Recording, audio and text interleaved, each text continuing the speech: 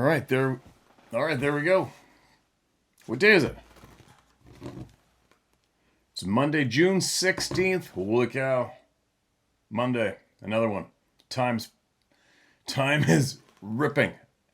It's almost like somebody must have changed our clock or something for me. Our time clock that makes time go faster than normal.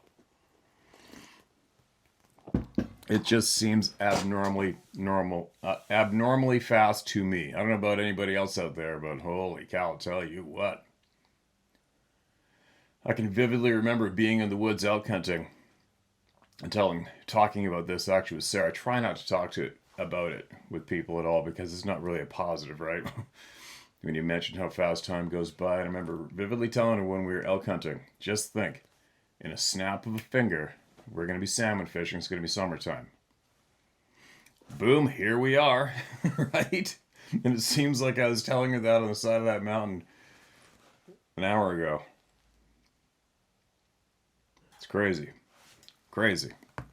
But anyway, had my first coffee in the house. Hit some emails. Having my second coffee with you guys.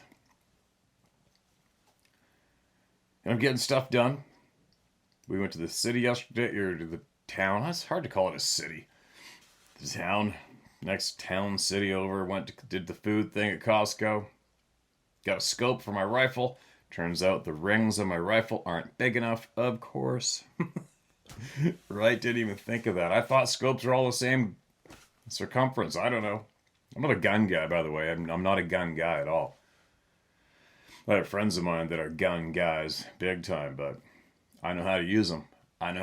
But they're just a tool for me, so I'm not intimate with everything you got to look for when purchasing things for the guns, as in if your scope mounts are going to fit the scope you're buying. And of course, the guys at the gun store didn't tell me either. No big deal. Just means I can't get them. For a while longer. But anyway, there's worse things about that to bitch about on the planet today, aren't they? Aren't there? But anyway, still got lots of people to hear from as usual. I'm behind as usual. It's just the way it is. And we're going to hear from them right now. What do we have? Didn't have any death threats today. Usually I get a couple in the mail. But some kind of a chronic stalker from here keeps on telling me he's going to come right up my driveway and get me. A lot lately. I'm still waiting. It's not happened. Hasn't happened. I don't know why. But, usually people when marbleheads threaten you online or threaten you in email, it's never anything to worry about. The true predator doesn't warn his prey, right? All right. Got that taken care of. Oh man, sometimes she gets up in the morning, she's just looking for it. Who's looking at my domain? Who might be a threat? I'm gonna let everybody know I'm the toughest dog in the world.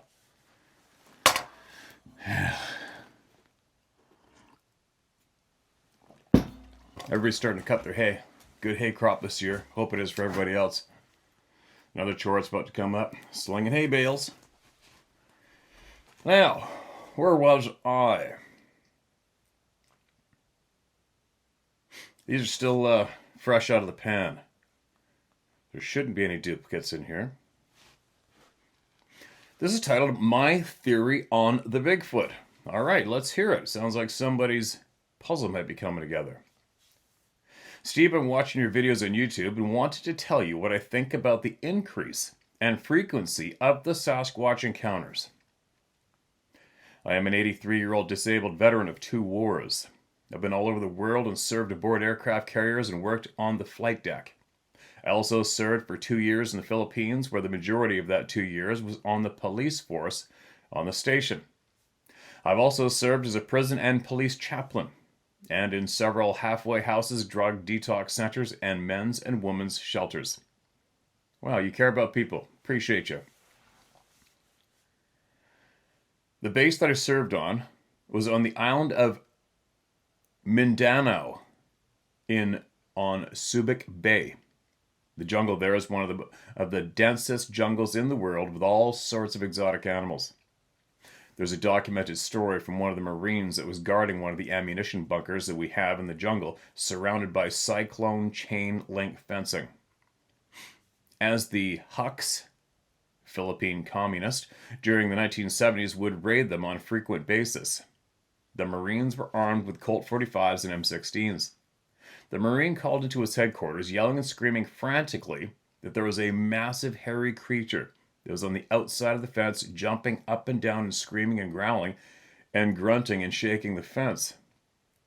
Then the creature tore a hole in the fence that you could drive a pickup through. The Marine emptied a 20-round magazine into the creature. The creature screamed an unearthly scream and fled through the hole in the fence and disappeared into the jungle. We thought it was the rock ape that had been seen in the backyards of the officers' housing and tearing the heads off dogs. Whoa. But rock apes only grow about 5 to 6 feet tall, and this creature was much bigger than that. And I doubt that a rock ape could have torn such a large hole in the fencing. It was dark when the encounter happened, so the Marine didn't get a good look, and he was too frightened to think to use his flashlight, which weren't very bright anyway. Marines don't frighten easily. I don't think any more about the incident until recently, when all the Bigfoot stories have begun to surface. So I thought I'd tell you what my theory, since I think that you wouldn't poo-poo it. So I thought I'd tell you about what my theory, since I think that you wouldn't poo-poo it. Since 1981, I've been avidly studying the Bible and came to a passage about the Nephilim that jarred my memory of the incident in the Philippine Islands in Genesis 6:1. Oh, I don't want to be rude, but we've had this sent to us so many times, and I'm not poo-pooing it at all. It's just we're potentially going to drive the audience bonkers by reading it for about the 500th time, right? But I respect you. I'm going to read it because it looks like you carry on after this. So I'll read it. But just so you guys know, we've read it a lot. Now it came about when men began to multiply on the face of the land, and daughters were born to them, that the sons of God, fallen demons, saw that the daughters of men were beautiful, and they took wives for themselves, whomever they chose. Then the Lord said, My spirit shall not strive with man forever, because he also is flesh. Nevertheless, his days shall be 120 years. The Nephilim, giants, were on the earth in those days, and also afterward, when the sons of God came into the daughters of men, and they bore children to them. Bracket, giant demons, end bracket. The Nephilim, fallen angels, are mentioned again in 2 Peter 2:4. For if God did not spare angels when they sinned, but sent them to hell, putting them in the chains of darkness to be held for judgment. Pay special attention to the last word, judgment.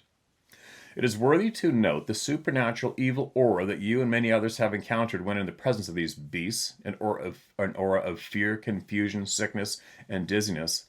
And also in one of the videos that I watched was a time when a large animal that had been killed and placed high up in a tree, much higher than even the tallest man could reach, let alone lift it. And a few days later, when the tree was revisited, the carcass was gone, and there were no tracks or blood or any sign that something had removed the carcass. It was if it hadn't been there at all. And there are many other similar stories on the internet. Now we come to my theory.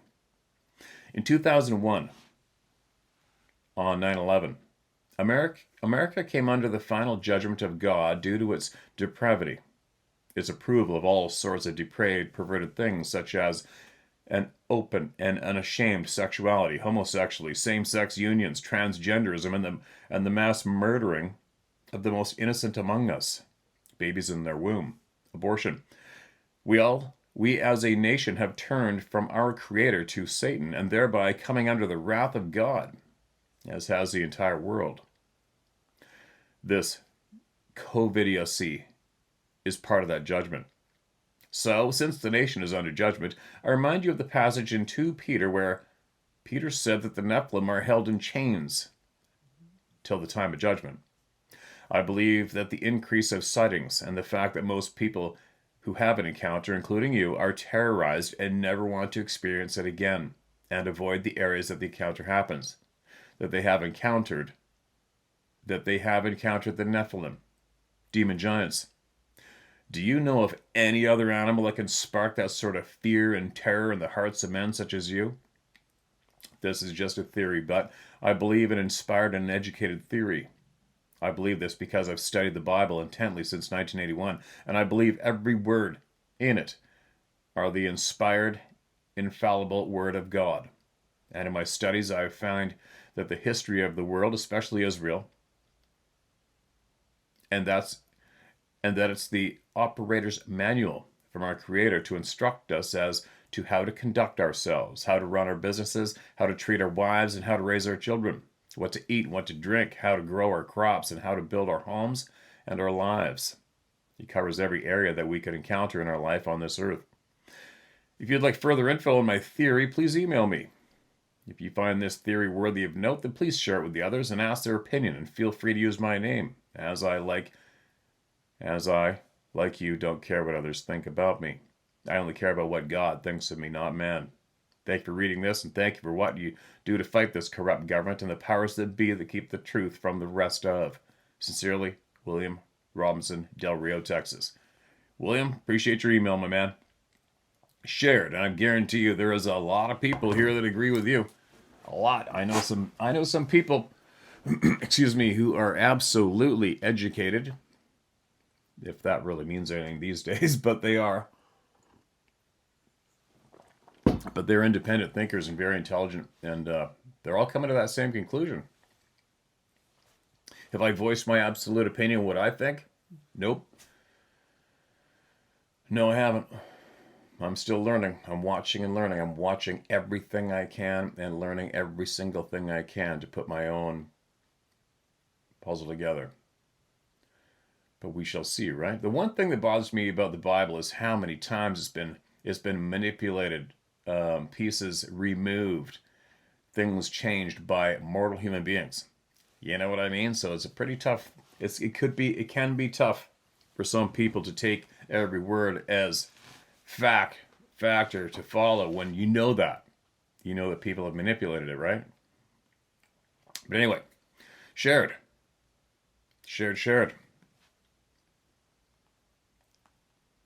What do we got here?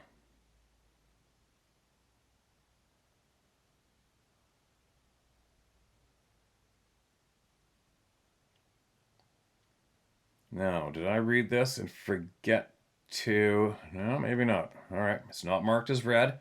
I just got to skip ahead a little bit to see if I screwed up yesterday, which I've been screwing up a lot lately. Too much on the go at once. Now,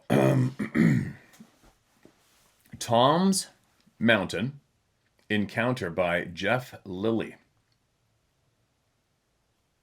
The stars would align that night. This event would be life-changing. We just didn't know it yet. We were heading out to Tom's Mountain, out on the Ohio-Indiana border. Tom was a good friend of my uncle Mike's, an ex-Army Ranger, 2 tours Vietnam, so we were given permission to fish anytime we wanted. We arrived that day. It was a warm day. We brought our gear out of the car and started to make our climb up. Now it started out easy, but as you got further, the climb became more difficult. About halfway up the climb became a 85 to 90 degree angle up to the top to Lake One. On the right, it sloped down to the river. On the left was a ridge that was very high, but the higher you got, the ridge balanced out even with Lake One. We got to the top, threw our gear down, bent down, and sucked air to catch our breath. It was killer fishing up here. Over to the north was another hill 90-degree climb up to take to Lake Two, but nobody ever made the climb. It was hard enough to get to the top. I think I read this. We caught our breath, set everything in place, minnow buckets in the water, and started fishing artificial baits for bass, catching them left and right, good ones. The fishing was killer up here, worth the climb. The cows were over on the left side in the shade. The left side was thick woods that sat 3 feet from the lake. Some were drinking from the lake, some in the shade. We were having a great time. Night came fast. When you're having fun, time flies, so we set up for the night fishing. We'd never done it up here before, so we put on nightsticks to see our bobbers and start crappie fishing. Everything slowed down about midnight, and out of nowhere, the cows got up and rolled out to the right and on up the lake, up to Lake 2. Kind of weird, I thought, but kept on fishing. And at about midnight, we heard something moving up on the ridge, slowly but surely snapping branches and the crumbling of leaves. We heard whatever it was moving evasively, almost methodical. A few steps, stop, then a repeat, the same steps. We thought deer and kept on fishing. The fishing came to a total stop about 45 minutes after. We're in a competitive mode at this point, so I thought, well, if I change my bass pole over for crappie as well and go over to the left side, it was hard to fish, but I knew of a 5-foot deep hole there that would produce a couple more fish. So I set up, grabbed the minnow bucket and the lantern, and began to make my move over. And as I turned the corner, I raised my lantern a bit higher to see where my spot was, when I put a light on this thing. A cinnamon-colored creature crouched down next to the lake on 2 legs, its right hand in the water, cupped as it were trying to take a drink. It quickly learned it had been spotted and began to pull its hand out of the water. And as it did, I seen the water dripping off its huge hand back into the lake. It was slowly turning its head over to its left shoulder towards me, and I began to see its huge yellow eyes glowing off the light of the lantern. Its mouth slowly opening as it started to let out a low curdling growl. And I seen 4 canine teeth. Sorry.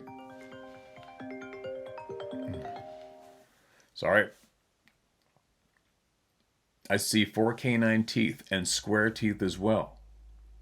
But they are worn down and rounded. Its fur was layered perfectly, and its muscles were outlined perfectly as well. There's no foul smell or odor, as I'd heard others say. It was at least 450 to 500 pounds, not as large as other I'd heard about, but still very impressive to say the least. I don't remember reading this. It let out a snort at the end as if it were pissed. It had been spotted. Crouched down, it was about 4 feet tall, so I figured about 7.5 feet tall standing. At this time, I slowly hear my dad and uncle say, "Junior, what is that?" "You see that? What the hell is that?" At this time, the creature and I were both frozen, as I was scared to death, and it was now glancing at me, then glancing towards the woods as if it wanted to hit the woods, only 3 feet away from it. But it seemed to be as spooked as much as I was. At that moment, I broke free from the state I was in, and I yelled, "Go now, run!"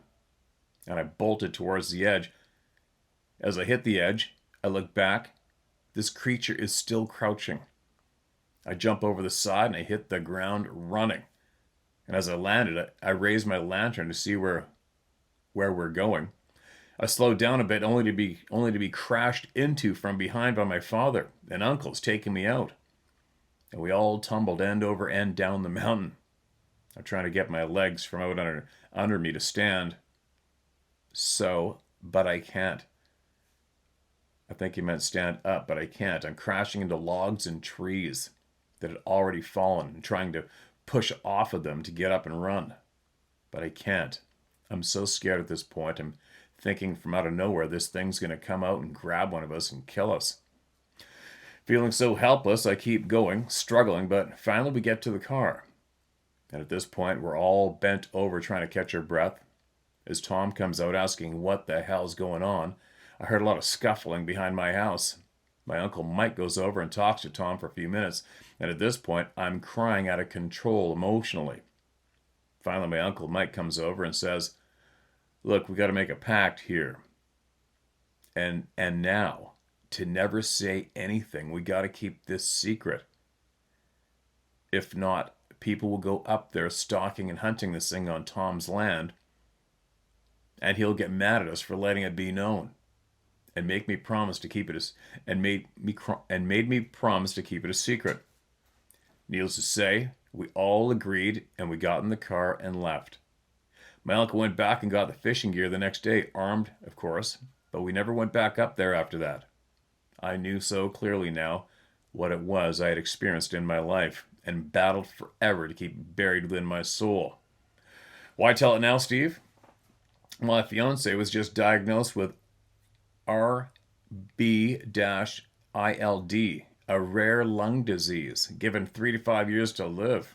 We sat down and talked about it. She told me to let it out, get it out of there for the world to see. So I let it go, and I feel so much better now. 2 books are complete and in the works with publishers to get it published in a book. One of my 3 encounters in life, and book 2, believe it or not, is a kid's book. Let's educate the children as well. God bless you, Steve. Jeff Lilly Jr. There you go. Wow. I'm super stoked you came here to get it off your chest and you're letting it all out. Like I said before, every single person so far that's shared what they witnessed without asking it for it, they said sharing it brought about a whole lot of comfort and relief. So that's great. And welcome to the club, right? Welcome to the club. More members. More members.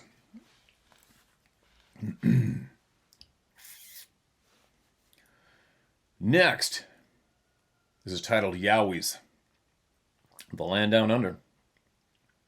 Hey Steve, I'm Bazza, B-A-Z-Z-A, from Brissy, Queensland. Hope you find my punctuation and grammar reasonable. I don't find that it's all that hard. I'm one of those what you call idiots that goes out looking for these things. I've had most of the experiences that one would expect. The very first time I went out, I made a couple of rookie errors and got the skin peeling feeling of being looked at. I've also come across a funny hiding spot where I swear one was cloaked right in front of me. The smell of wet dog and burnt toaster. So thick I could taste it sitting on my tongue. That's why I believe it was right in front of me and I couldn't see it. In that same experience, I was also growled at. After that smell and being growled at, needless to say, I cut my trip short. I went home. Well, I tried to. I had a bit of a hike through the bush to get to the bus stop. It was late in the day, and I got lost for a bit. And needless to say, I was shitting kittens the whole way back. Long story short, I've had everything happen to me. Whoops, wood knocks, rock clacks, talking, teeth marks, and apples, fingerprints, and peanut butter. Only things that haven't happened is I haven't had things thrown at me, and I haven't been screamed at yet. The only reason I believe that hasn't happened is because it's so detrimental to their location here. Because I live right in the middle of Brisbane City, and all my findings are right in the guts of town. They're right across the road from the biggest shopping center in Queensland. Every sliver of trees has evidence of them. Thank you for your time, Steve. People need to know just how prevalent these things are. Use my name, Brian Buzza Wigful, Brisbane, Queensland, Australia. Check out my findings. All right, man. There you go. You're not the first one to make that statement, that claim, but we've had so many people email in. And what comes to mind is Campbell River right up the road. Well, kind of right up the road, right over these mountains right here. Remember that person emailed in and they had the footprints going right along a chain link fence from behind a shopping, I think it's a Super Safe store, maybe Walmart, whatever, right in town, in the snow, showed the photos of them, and it walked right by some homeless people. Right there, coming from the river. Yeah, and they're right here, right down the road. They're right here in my yard. They have been.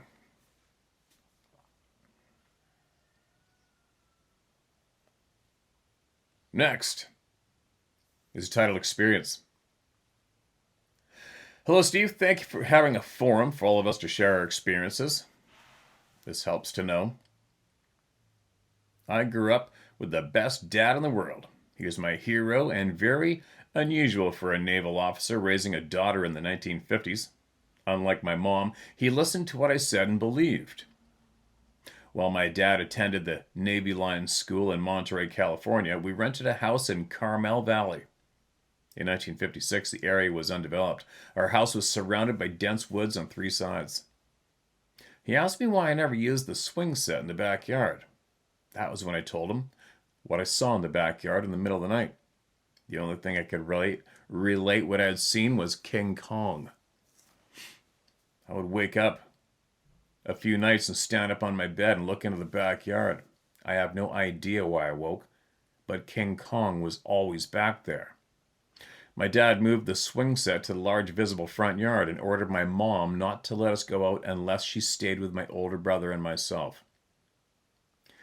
Years later, I saw a Legend of Boggy Creek at the movies, and I asked my dad if he thought Bigfoot was real, and he looked at me and said, "Remember your night visitor, King Kong?" My dad had grown up in Northern California and spent a great deal of time up in the redwood forests. In my gut, I think he had experienced some odd things up there. My dad always encouraged us to listen to our inner voice, what you call our sixth sense. I'm 68 now, and I've never been victimized or conned. Thank you, Daddy. Regards, Roxanne. Awesome. I love hearing that. Love it. Never been conned. In tune with your sixth sense. That's the key to human being success. I swear it's got to be. Right? And that's our common sense. If you haven't noticed recently, the past few years, our common sense has been proven to be wiped out from so many people in society today, right? Especially the inner cities.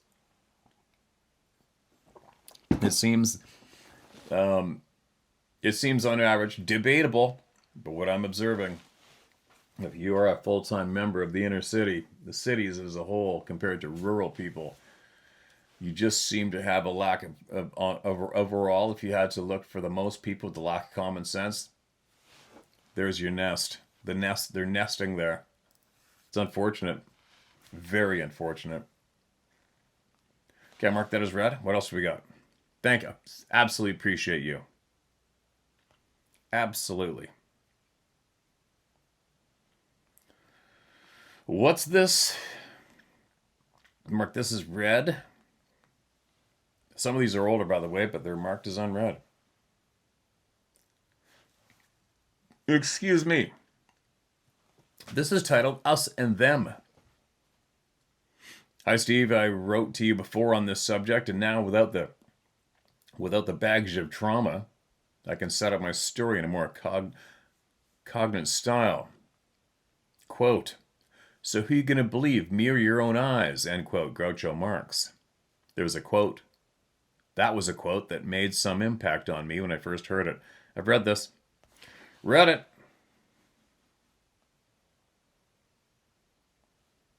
Next. When was this one? This is fresh out of the pan, this one. Some of you see the date when they first hit. Some of you don't. My name is Daryl. I live in central North Carolina. However, I was raised in Pennsylvania. I'm now 50 years old and have always, for some strange reason, been a magnet for supernatural activities. Said many. I've had multiple UFO sightings. The most memorable one is documented with MUFON. I've had multiple Sasquatch experiences, and I've seen a few other things that I still can't explain. I've always been an avid outdoorsman, enjoying hunting, hiking, camping, and practicing my survival skills. I don't keep my experiences a secret, but folks who will listen just put up with me and think I'm that crazy guy that spends too much time in the woods. My first experience with these beings was at 13 years old. I was bow hunting with my father in a very secluded area in central Pennsylvania. We called this area the Land of the Lost, because the landscape looked as if a dinosaur should appear at any time. We were after a large 12-point buck that had been seen there. The day had come and gone, with only a few irritating squirrels keeping me company. And as darkness settled in, I could hear Dad's footsteps coming towards me as I descended the tree in my climbing stand. On the ground, our conversation of the day's hunt was interrupted by a disturbance in the brush about 30 yards away. We both took a knee as Dad said, "I bet it's that 12-point coming through." I remember responding that it must have rolled in something dead, as we were downwind and the air definitely had filled with a nasty smell. He then handed me his extra flashlight and said, "When it gets closer, let's hit it with the flashlight so we can see what it is." It was only 10 feet away when we hit the lights. What we saw was no deer. It was a human-like figure, approximately 8 to 9 feet tall, covered with matted brownish hair. The flashlight spooked it, and I could clearly see its hands and arms swing as it spun around on its heel and took off running into the darkness. We could hear it crashing through the woods, and I remember its footsteps in the dry leaves sounding just like a person running through the woods, but with some incredibly long strides.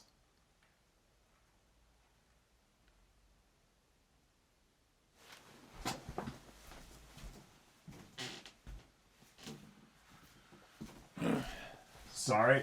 It's a horse walking by it sounded like somebody's coming up to sneak up on me. Sarah was going to get me or something. I'm like, huh? Not today. It's just the horse walking right by the shop door. Sorry about that.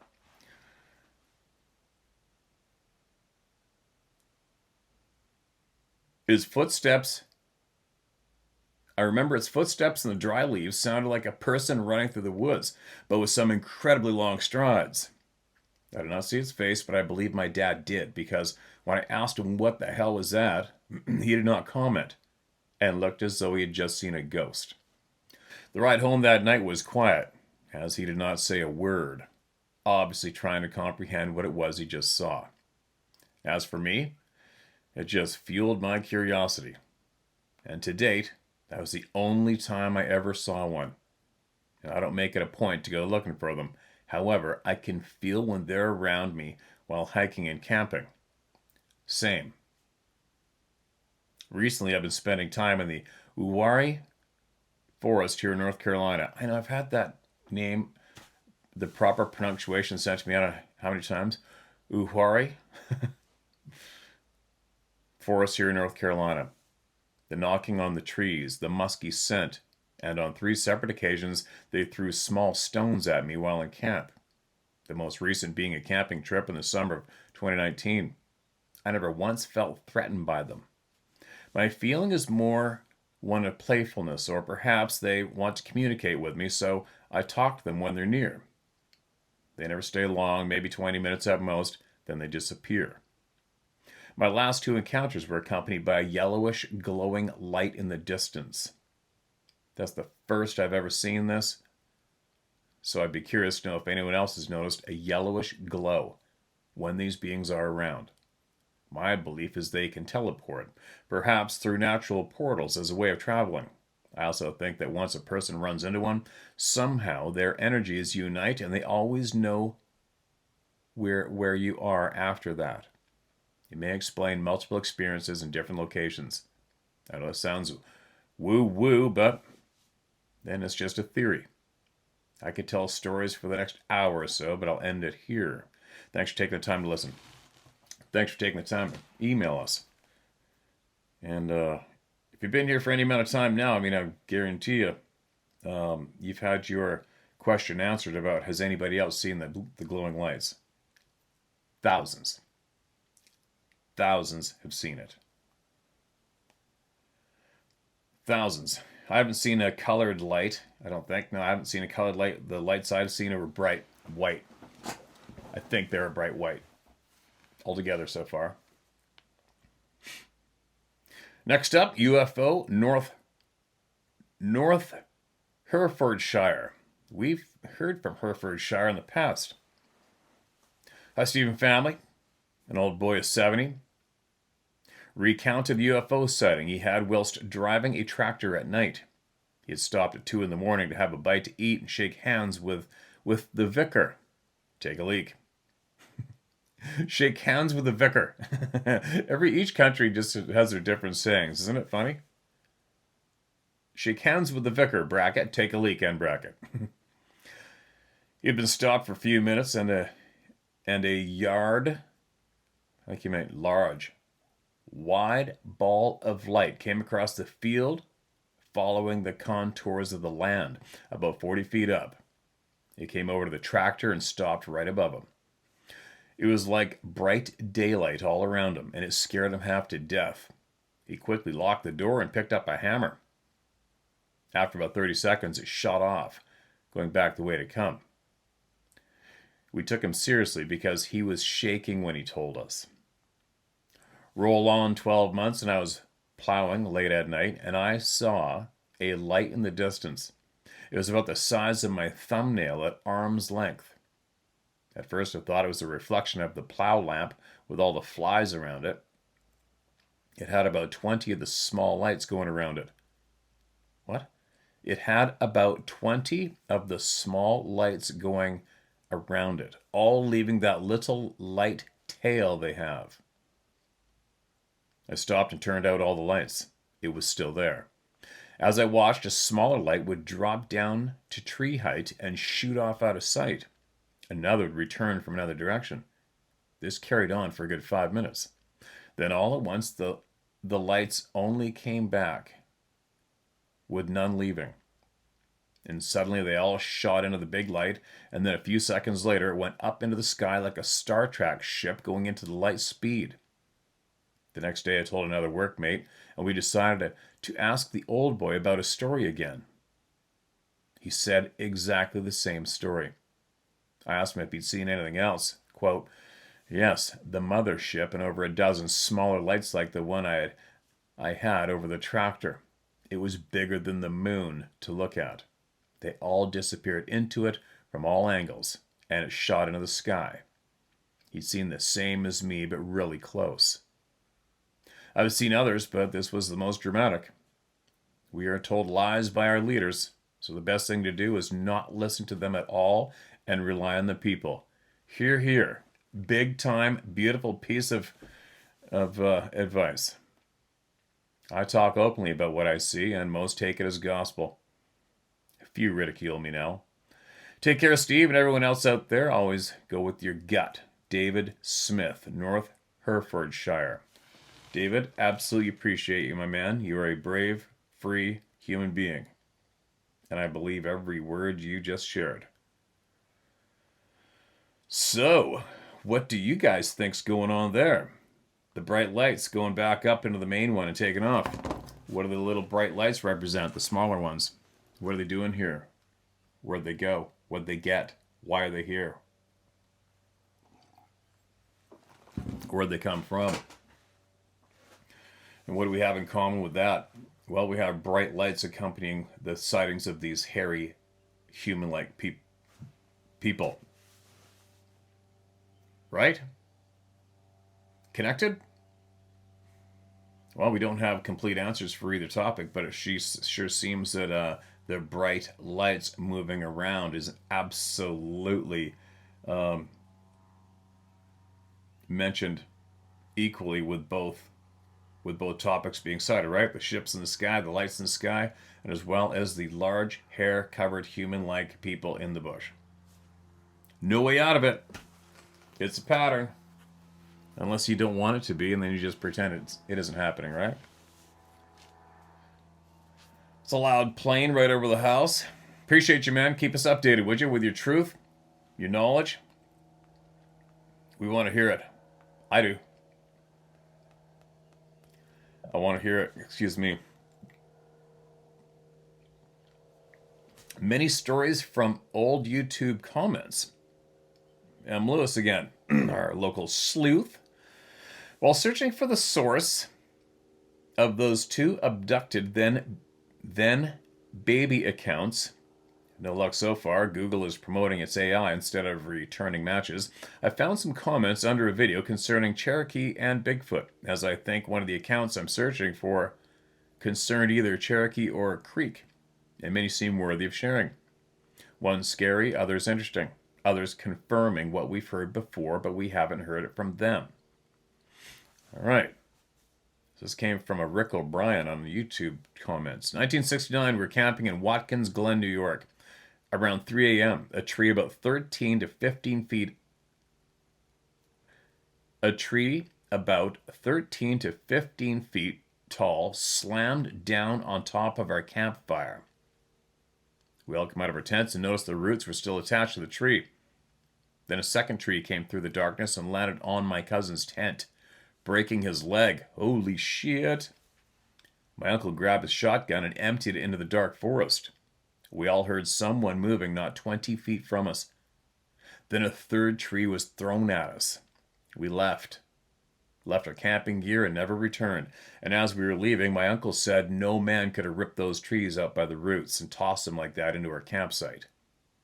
Whoa. That was when I was 9 years old. And I've been an avid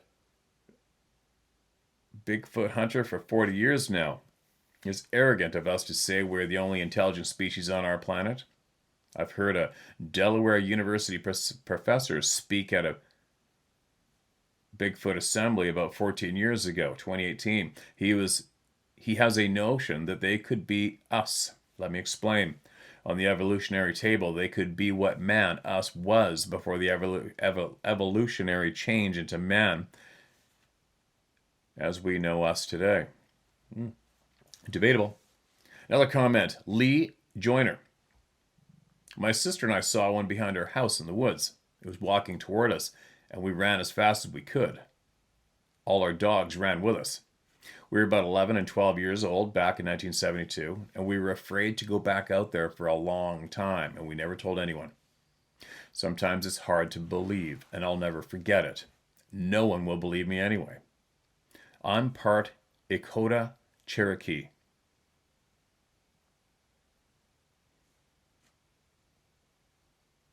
My brother waited 25 years to tell me he saw Bigfoot, was another comment. Then Karen Hayes commented, I waited 30 years to tell any family my meeting. It was so upsetting to me even to speak of it. Isaac Ikeka commented, we definitely have at least one here, Kitsap County, Washington State. We found prints in the snow behind our house. Through the woods, over the mountain, about 6 miles. Gorst, Washington. Gorst, Washington. My younger brother lived through the woods 2 miles, and he swore to me he seen it just before he died. Damien Garp commented, it's still very interesting that with such a comprehensiveness in the incontinence, it is so rare. But this is what I'll say, it is amazing. I saw this creature and even touched his hand. And later I saw, with witnesses, and on a clear day, and one night, the last time I was 21 years old. That is a loud plane. It's that private jet. What the? Get a private jet landing out back here. I'm going to go sneak into the woods and sit there with a spot scope and see who it is one day, what they're doing. Or maybe that's just a low flying one, that one. Probably military, I guess. Sorry, you guys. Let me start this one again. Damien Garp said, it is still very interesting that, with such a comprehensiveness in incontinence, it is so rare. But this is what I'll say. It is amazing. I saw this creature and even touched his hand.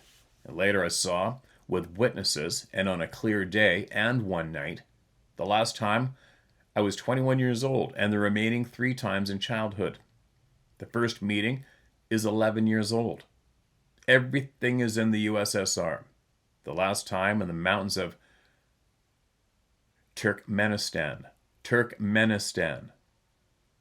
Unfortunately, I do not own English. Must have meant known English. All right, there you go. Another one, Lucas Reeser Larkin. I used to work for AEP cutting the big line. I can tell you right now, he's correct about them using those right-of-ways. One day we returned from lunch back up the ridge and something had thrown our half-full 5-gallon steel gas can 50 to 60 yards up the right-of-way to the dead center. There is no denying it. Our crew left that day. We didn't go back for over a week to that spot. And when we did, we returned armed to finish cutting it. No joke, people. They exist. We checked. There was no one's house close enough to have walked there from any other angle or side or any path they could have used. Nor could it have been walked in that time anyways. No access. Wow. H.D. Victory Ford said, It's funny to have city people make these judgments. I always believed he existed because of eyewitnesses, castings, hair, photos, etc. It wasn't until 2013, while riding through West Virginia on my M/C motorcycle, that it happened. It was just outside the town of Romney. While riding next to the river, it was near sundown in the late evening, 90s temp-wise. I decided to stop and just relax for a few minutes. Right across the river was a pasture, and this big hairy thing walking on two legs came out of the tree line. As it walked across the pasture, I could clearly see the creature covered in fur. Not in any hurry, but it was covering a distance with each stride. When it walked behind a cow, I could clearly see its hips above the cow's back. And now the scale of the animal was clear. Wide shoulders. It seemed to be around 9 feet tall. I watched for several minutes till it disappeared in the tree line on the other side of the pasture. I did talk to some locals and asked if there were any tall people living in the area, and all said the same thing. How tall, lol. When I told them, the response was the same. You saw the big one. Many locals see these creatures on a regular basis. There you go. Harold Denton said, my cousin grew up on Mountain City, located in Johnson County, Tennessee. His Cherokee grandfather and him had encounters with the big hairy people on several occasions when he was a younger boy. Andrew Christensen said, I worked with the Osage? My brain's fried right now, I'll tell you what. 30 years ago in a warehouse job in northern Oklahoma. He swore these beings are real and for as long as can be recorded in Native American history, have used their lands as trails. He said he's seen yearly the migration of these beings since a young boy. Bob Patty said, Pumpkin Holler in Cherokee and Adair counties holds many of the creatures the white man calls Bigfoot. There are two species, the large ones and the small gray one we call Makes Forget, who can erase your memory of seeing him. We have lived in peace with both. In the winter, food is left for them. B. Lusky 2 said, my Chippewa grandmother, who was born in 1890, told me back in the 70s that there was a legend in her tribe at Red Lake, Minnesota, that the tribe used them, Sasquatch, for heavy labor, moving logs, etc., in trade for fish and game.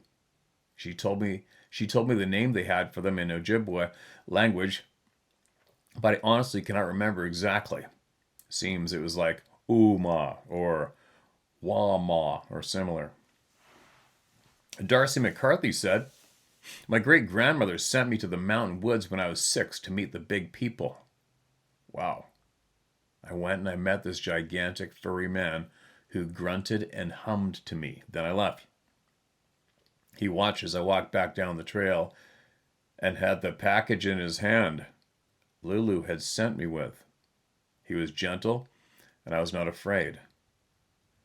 Later, I told Lulu that I loved him, and she said, yes, of course. Lolly. Wow.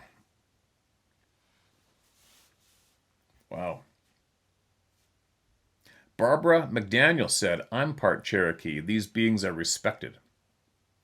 Carl Drogo said, they are subhuman. I don't see why you would not. Oh, that's a comment. Unrelated to us, but just a comment to, I guess, somebody that actions in the video. Sorry. D8 Rain said, that's the most white comment. Okay, hold on a minute.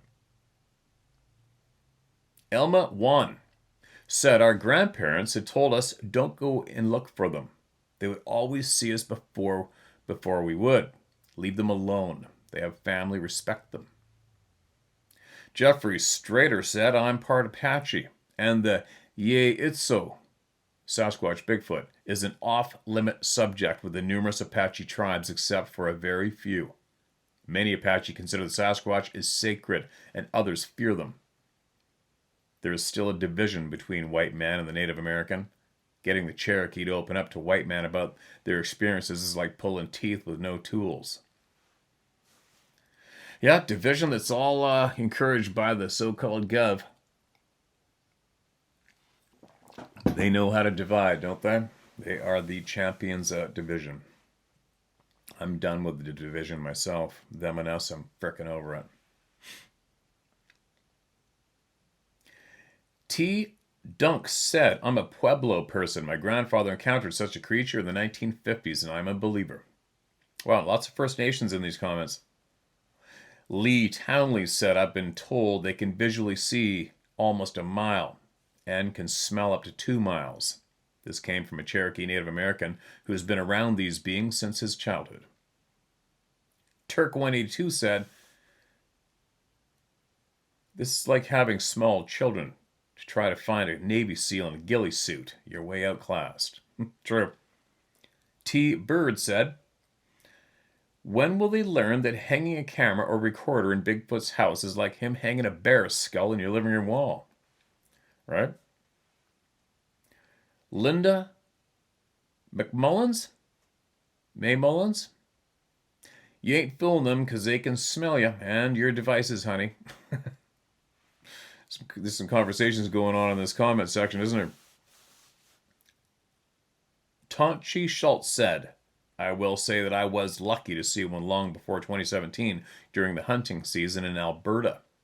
Later, I think he got used to my presence, and later I thought about it, and I never wanted to tell anyone the position where it happened, okay? They may be curious, but not dangerous to man. Kong Van said, it happened in South Asia. These might sound crazy, but my parents and grandparents told me all about it.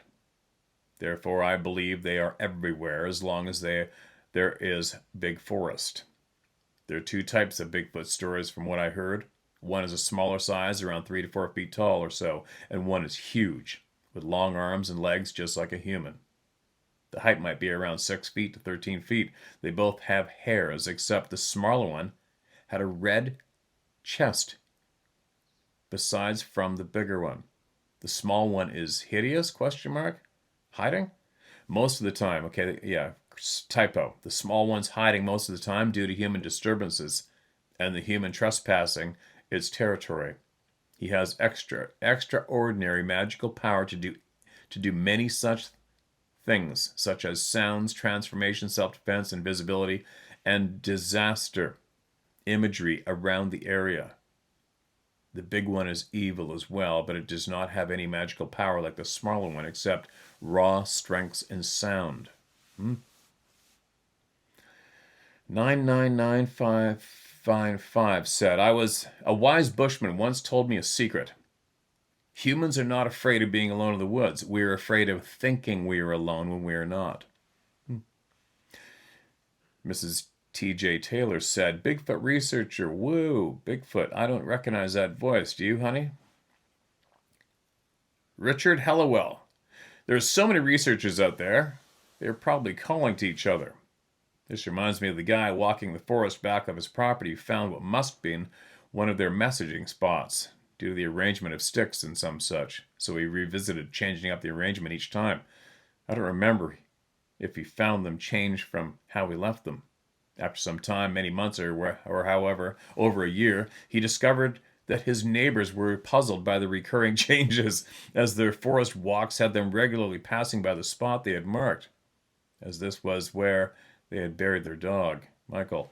Sounds like so. Some people found some stick arrangements and kept changing them, and there are other people changing the same sticks. I guess I wouldn't be surprised if that went on quite commonly around the planet, right? Maybe, possibly. But there you go. That was a string of comments copied and pasted and sent to me. I don't know what this is about, but I'm gonna read it. One more. Mark it as read. One of a number of natural weirdness events. Steve, like most everyone else who writes to you, I'm grateful for your time and effort. A little intro. My wife had a paranormal website about 10 years ago in which she covered most paranormal topics.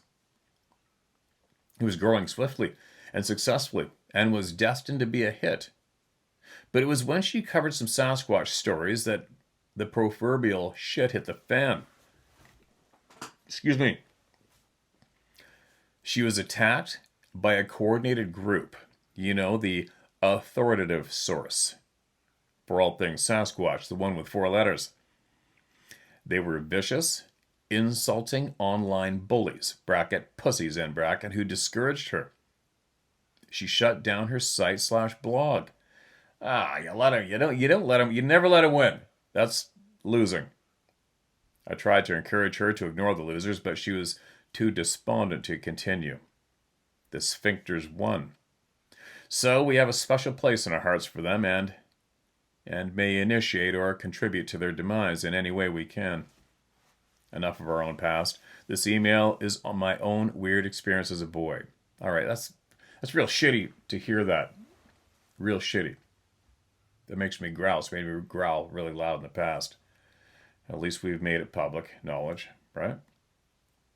I lived in Fort Lauderdale back in the 60s with my brother and sisters and single mom. We didn't have much, and lacking any boat, I rode my motorcycle to various nearby fishing spots. Fort Lauderdale bills itself, or used to at least, as the Venice of America, and had many miles of canals, rivers, lakes, and pond shoreline. Not to forget piers and surf from which to cast a lure. But my fishing wanderlust overwhelmed me at times, and I knew that one big largemouth lunker was waiting for my plastic worm in the next pond another mile away. I heard from a friend about a private neighborhood lake that was filled with monster bass. The lake, however, was about 8 or 10 miles away, down a busy highway and not really in reasonable bike range for a 10-year-old. So I pestered my mom to drop me off there for a day of fishing. Back then, it wasn't a dangerous sin to drop off kids to play at an unfamiliar place. However, a short time after this particular solo trip, 2 of my friends were fishing near that area and were shot by a delusional, insane nut job with a 12 gauge. Oh my God. Excuse me. One died on the spot. The other survived after many surgeries. Holy shit. Excuse me. I was invited to go with them that day, but declined because it was Mother's Day, and I wanted to stay home and do some chores for Mom. It's a horrible story. It changed me forever regarding trusting humans ever again. No doubt. But that's not why I'm typing all this. My weird event happened before that episode while I was at the private lake. I was fishing from shore, casting a plastic worm at all the lunker-friendly spots with not even a nibble, so I decided to switch to sunfish, brim, and perch. I started catching brim on a hook baited with various local bugs, matched the hatch, and had several hand-sized fish on my stringer. I fastened the metal chain and clipped stringer to the base of a small tree and let it hang in the water at the shore.